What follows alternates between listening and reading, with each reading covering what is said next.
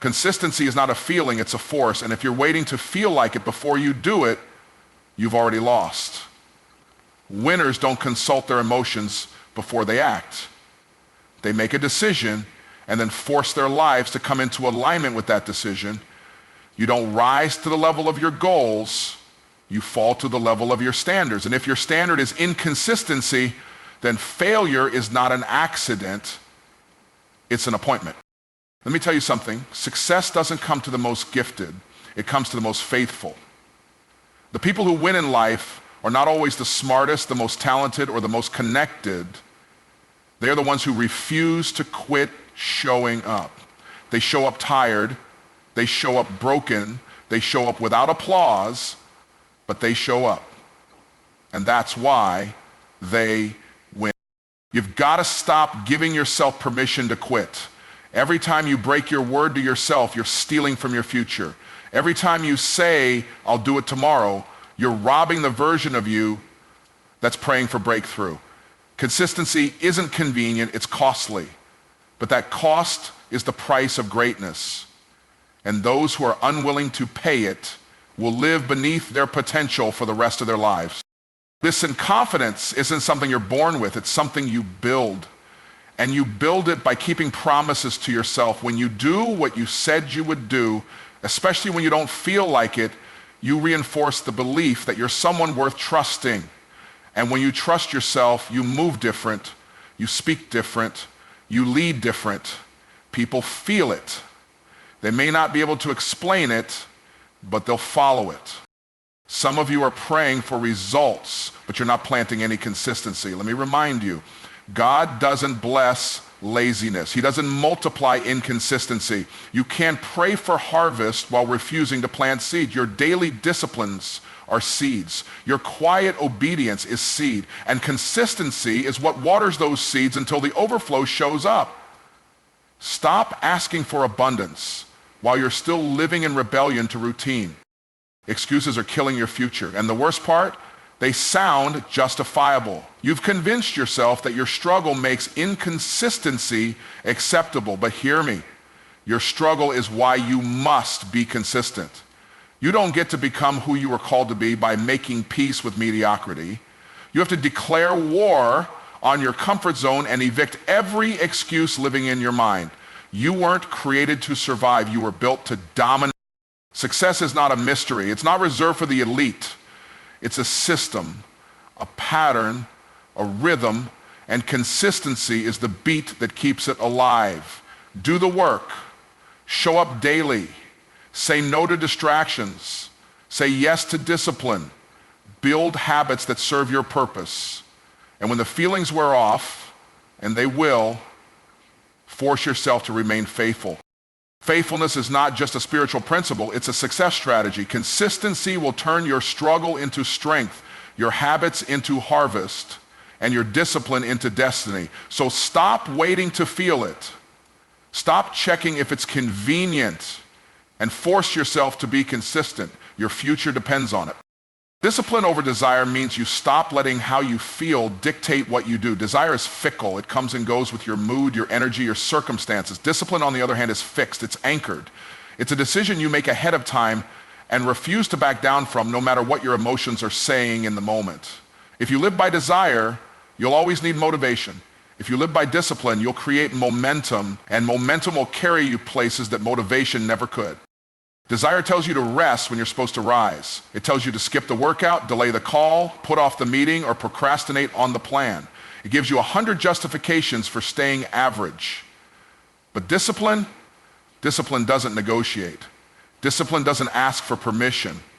Discipline wakes you up early, makes you uncomfortable, and demands your excellence, even when no one is watching. The truth is, you will never feel like doing the right thing every day. You will not always be inspired. But the disciplined person doesn't need inspiration to take action. They've trained themselves to move based on principle, not preference.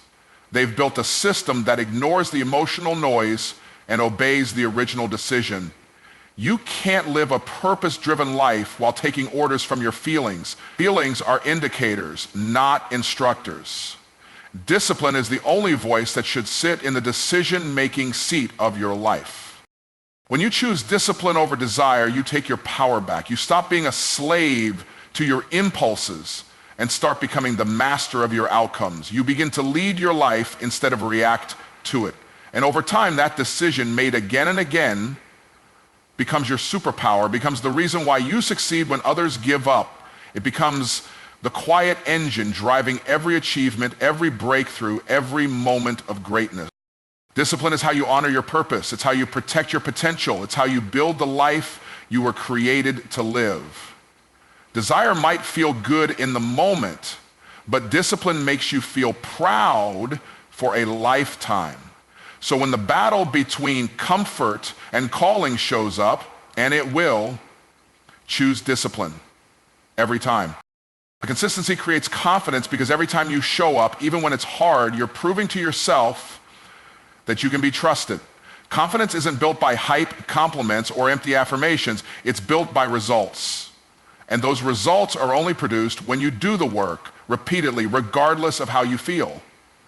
And when you keep showing up, when you keep pushing through, when you keep honoring your commitments, you start to believe in your own power. You develop a deep, unshakable confidence, not because someone told you you're great, but because you proved it to yourself in the dark.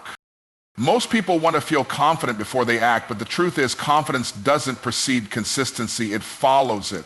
You don't become bold by waiting until you feel ready. You become bold by doing it scared, doing it unsure, doing it uncertain, and discovering that you're stronger than your doubt.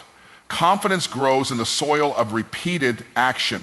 You speak differently, walk differently, think differently when you know you're the kind of person who follows through. That's not arrogance, that's alignment, that's the power of integrity, that's the result of consistency.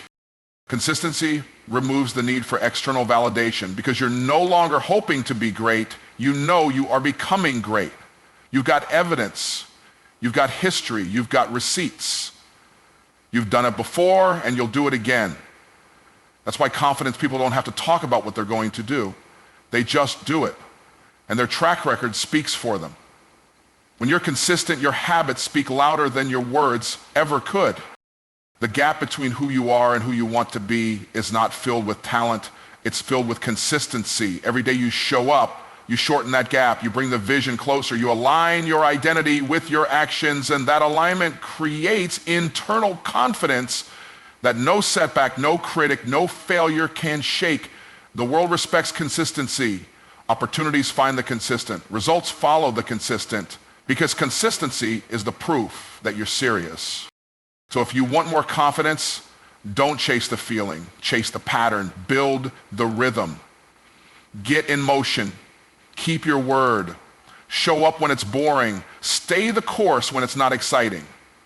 And over time, you won't just feel confident, you'll become confident, not because you said it, but because you lived it.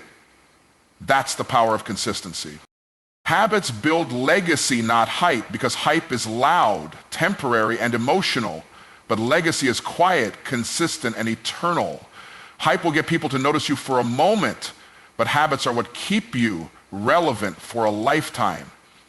You don't build a meaningful life off of viral moments or motivational highs. You build it by what you do daily when nobody's watching, when no one is clapping, when the spotlight is off. The true measure of greatness is not how high you can jump when you're excited, but how long you can walk in the same direction when you're tired. People chase hype because it feels good. It's fast, flashy, and makes noise. But hype fades. It's built on perception, not substance. And if all you've got is hype without habits, your success will be shallow and short-lived. On the other hand, habits are slow, deliberate, and often unglamorous, but they compound, they build layer upon layer, brick upon brick, until they form a structure that time can't shake and critics can't break. That's how legacy is built, not in moments, but in methods. Your habits are either preparing you for your